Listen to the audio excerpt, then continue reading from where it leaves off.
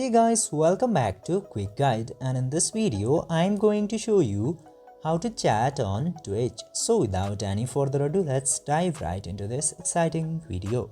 Now, in order to chat on Twitch, you just simply have to open your Twitch application at very first, and after opening the Twitch application, you will get a bunch of options into this homepage. Now, in order to chat, you just simply have to open any of the streams where you want to send the chats. I'm opening this streamer right here, and after that you will get this option at the bottom. You just simply have to type your message into here and then tap to this send button. If the streamers is set the chat into only followers or private, you might not be able to send the chat without the following.